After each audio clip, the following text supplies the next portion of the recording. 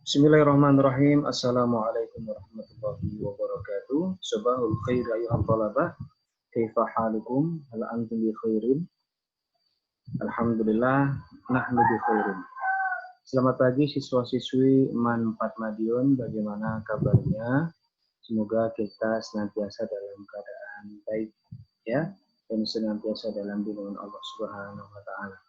Alhamdulillah, pada pagi hari ini insya Allah kita akan belajar bahasa Arab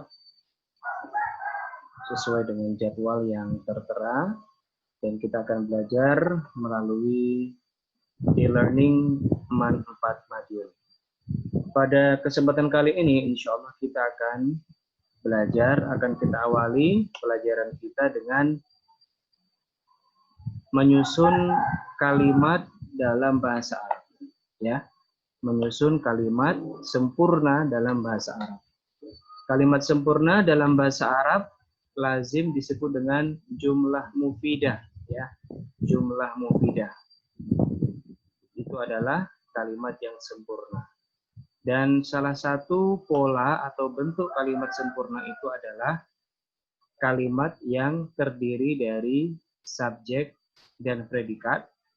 Dalam bahasa Arab ada yang disebut dengan kalimat ismiyah, di mana dia tersusun dari subjek yaitu mubtada dan predikat yaitu khobar. Kali ini saya akan mengetengahkan bagaimana cara merangkai mubtada dan khobar. Mari kita mulai pembelajaran kita dengan bersama-sama membaca Al-Basmalah. Bismillahirrahmanirrahim. Baik, insya Allah kita akan belajar pengertian mubtada, khobar, dan kalimat ismiyah atau jumlah ismiyah, kemudian ciri-ciri mubtada dan khobar, kemudian macam-macam khobar. Yang pertama kita mengetahui pengertian dari mubtada, khobar, dan kalimat ismiyah dahulu. Yang pertama adalah mubtada. Mubtada adalah isim yang terletak di awal kalimat, berfungsi sebagai subjek dan ditandai dengan i'rab rofa. Sekali lagi, mubtada adalah isim yang terletak di awal kalimat, berfungsi sebagai subjek dan ditandai dengan i'rab rofa.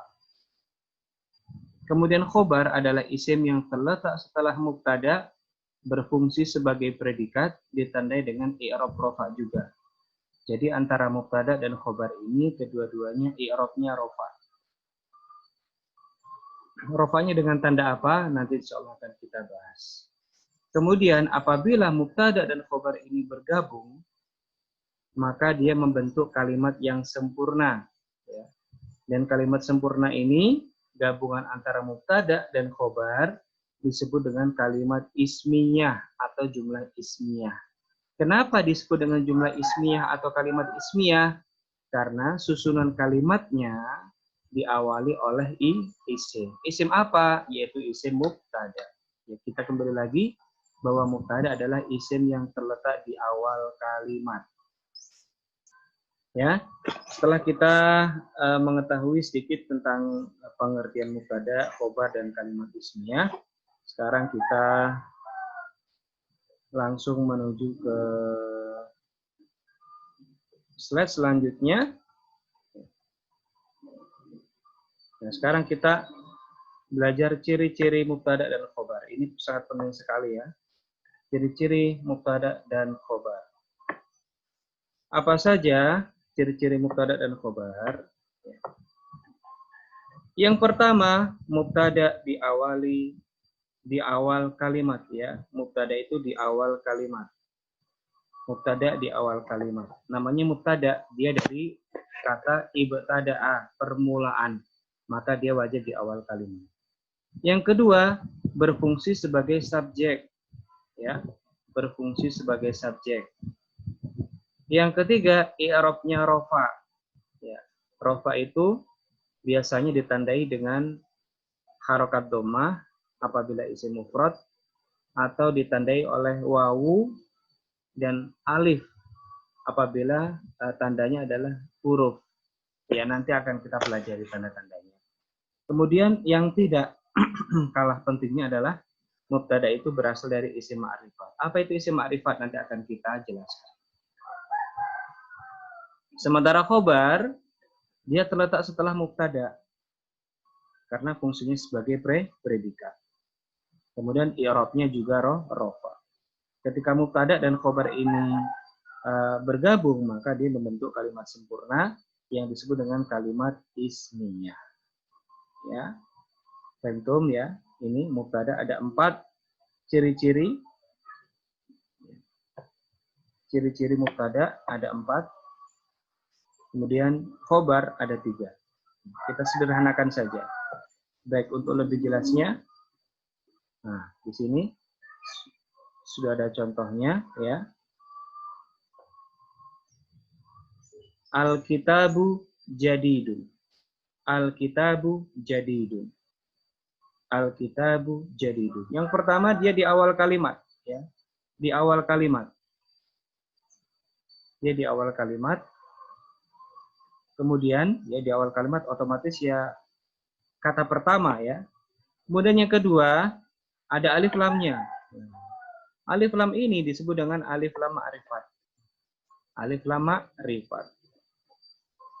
Kemudian yang kedua adalah dia rofa. Rofa. Rofa di sini ditandai dengan harokat dhammah. Jadi rata-rata rofa itu adalah harokatnya dhammah. Ya. Saya ulangi sekali lagi. Alkitab di sini di awal kalimat, kemudian ditambah dengan imbuhan alif lam di awal kalimat atau di awal kata. Ini namanya alif lam ma'rifat. Kalau tidak ada alif lam maka tidak sah menjadi mubtada. Kemudian yang ketiga ini tanda i'rabnya adalah rofa-nya dengan dhammah. Ini. Baik, kemudian selanjutnya adalah khobar. Dia terletak setelah mubtada ya, setelah alkitab, kemudian rofa dengan tanwin, dengan dhammah tanwin. Untuk membedakan mubtada dan khobar itu, kalau mubtada itu ma'rifat menggunakan alif lam, kalau khobar itu tidak menggunakan alif lam ya. Khobar tidak menggunakan alif lam sehingga dia dibaca dhammah tanwin. Ya. Mubtada dan khobar ini nanti membentuk pola sempurna sehingga ketika kita terjemahkan artinya buku itu baru. Buku itu baru. Baik, selanjutnya ya ini adalah ciri-cirinya ya. Nah, di sini contoh kalimat ismiyah ya. Ini sudah saya jelaskan susunan mubtada dan khobar yang membentuk kalimat ismiyah. Al-kitabu jadidun. Al-kitabu jadidun. Buku itu baru. Di mana al-kitabu sebagai mubtada, jadidun sebagai khobar. Al-qurrasatu jadidatun. Ya. Al-qurrasatu jadidatun, di mana al-qurrasatu adalah mubtada dan jadidatun adalah khobar. Buku tulis itu baru. Al-mangzaru jamilun. Pemandangan itu indah. Di mana al-mangzaru sebagai mubtada, jamilun sebagai khobar. At-talibatu sholihatun. Siswi itu sholihah. Di mana at-talibatu sebagai mubtada, sholihatun sebagai khobar. At-talibu muhadzabun. Siswa itu sopan. Di mana at-talibu sebagai mubtada, mahirun afwan ini bukan mahir tapi muhadzab ya. Ini belum saya ganti, muhadzab ini. Di mana muhadzabun itu adalah khobar. Kemudian al-mudarrisatu mahiratun. Guru putri itu pandai. Di mana al-mudarrisatu sebagai mubtada, mahiratun sebagai khobar. Al-maidanu wasi'un. Lapangan itu luas. Di mana al-maidanu sebagai mubtada dan wasi'un sebagai khobar. Ini saya kosongkan dari tanda harokat ya. Dan kenapa kita baca dengan dhammah? Ya, karena mubtada dan khobar itu adalah kata yang i'rabnya rofa dan rofanya dengan dhammah. Ini sebagai latihan saja ya. Di mana kita menemukan kata yang ciri-cirinya seperti mubtada, maka dia adalah mubtada. Dan di mana kita menemukan kata yang ciri-cirinya seperti khobar, dia adalah khobar. Dan kita mengikuti mekanisme ya pengucapannya, yaitu dengan membacanya dengan rofa atau dhammah. Ini adalah kunci membaca kitab gundul ya. Al-kitabu jadidun, al-qurrasatu jadidatun. Baik, selanjutnya kesesuaian khobar dengan mubtada. Kesesuaian predikat dengan mubtada. Ini tentunya berbeda dengan bahasa kita ya, atau bahasa Inggris. Kadang predikat tidak harus menyesuaikan mubtada secara fisik, tetapi kalau dalam bahasa Arab, khobar harus menyesuaikan mubtada secara fisik. Maksudnya bagaimana? Di sini ya.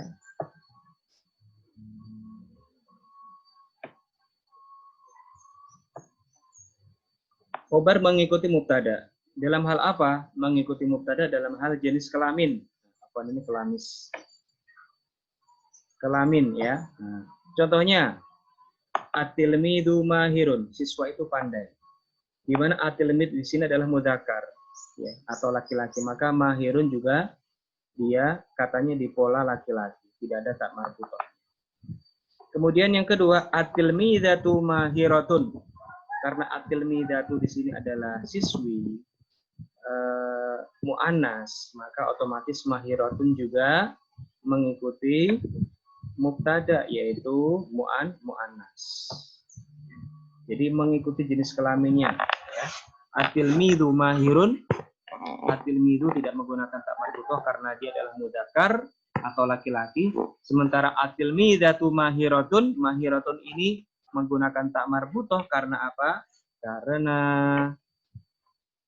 at-tilmidatu mubtadanya adalah muannas.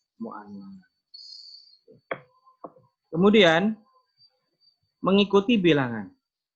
Bilangan 1, 2, 3 ya. Bentuk mufrad, tunggal, bentuk tasniyah 2 dan bentuk jamak lebih dari 2. Contohnya di sini al-baitu nadzifun, rumah itu bersih. Ini satu rumah, al-baitu nadzifun.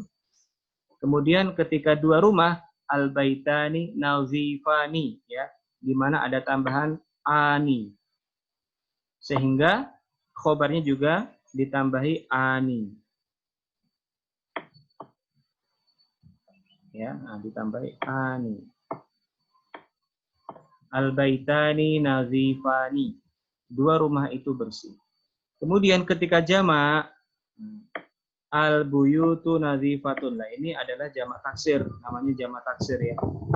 Jamak taksir itu adalah bentuk kata jamak yang mengubah bentuk mufradnya, ya, mengubah bentuk mufradnya. Mufradnya adalah al-baitu, tunggalnya adalah baitu. Kemudian ketika menjadi jamak, dia berubah dengan ditambahi beberapa huruf. Al-buyutu nazifatun. Ya. Ketika jamak taksir, maka khobarnya, ya, maka khobarnya boleh menjadi mufrad tapi muannas, ya, boleh menjadi mufrad tetapi muannas. Al-buyutu nazifatun, ya, boleh menjadi mufrad tetapi harus muannas. Beberapa rumah itu bersih. Dan jamak taksir itu harus dihafal, maka harus sering-sering membuka kamus. Baik ya. Jadi khobar itu mengikuti mubtada baik dari jenis kelaminnya atau dari sisi bilangan. Baik. Kemudian ya, sekarang kita mengenal macam-macam khobar. Macam-macam khobar. Macam-macam khobar itu ada berapa? Atau macam-macam predikat. Ini saya sederhanakan saja. Ketika nanti antum belajar kitab Jurumiyah atau kitab Alfiyah, maka tidak akan menemukan istilah seperti ini. Ini adalah istilah yang saya sederhanakan. Ada 3.